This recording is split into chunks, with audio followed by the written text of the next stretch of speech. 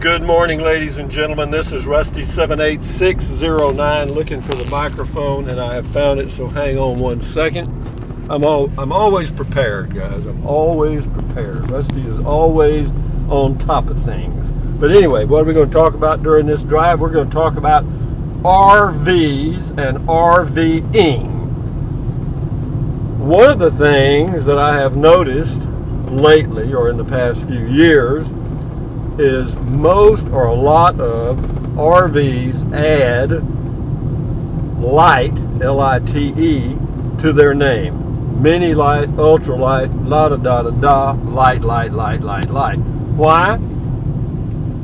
Because that is the sound bite for this era of RVing. Everything is light. Are they really that much lighter weight? Probably. Not a whole lot, but some. But you know, if you get a big old good one, then it ain't light. But it'll have a name on it: mini light, ultra light, super light, light. Everything's light. You know what I mean?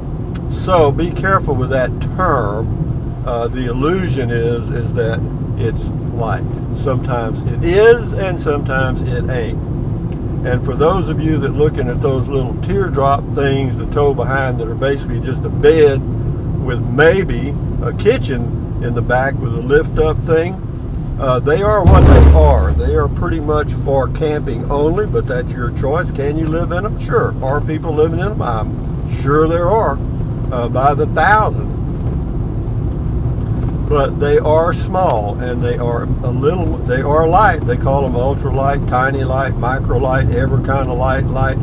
And yeah, they are pretty light. They, some of them weigh anywhere from 800 to probably 1,500 pounds, and you can tow them with most SUVs. That is a fact. Can you tow them with a Prius? No. A Prius is not designed to tow anything. Why do I know that? I had two of them, okay? Toyota Priuses. And they're just not set up for towing.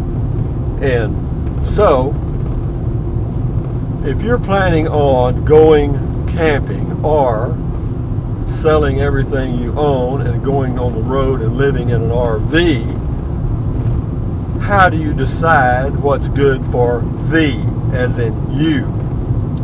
I have no clue, as in C-L-U-E, clue.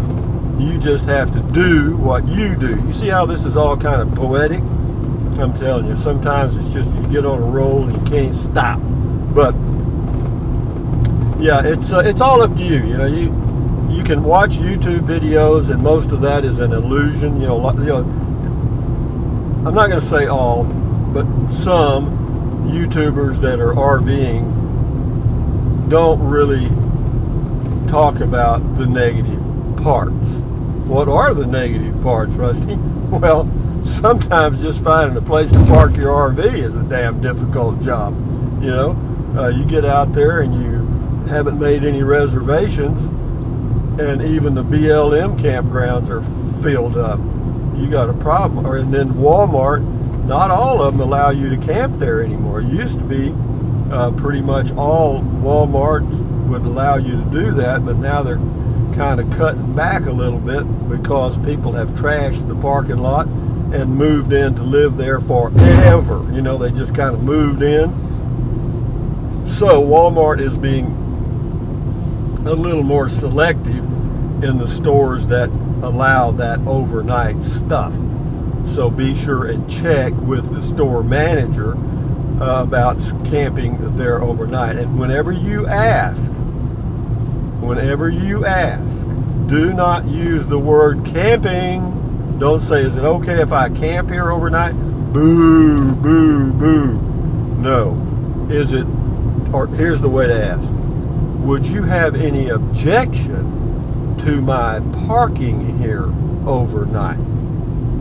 You see what I mean? The reason I use the word objection is people don't object to anything, hardly. If you ask somebody if they object to your doing something, 99 times out of 100, they're going to say, no, that's all right, go ahead. You know what I mean? And that's an old sales trick, But would you have any objection to my doing this or that? Anyway, enough said about that.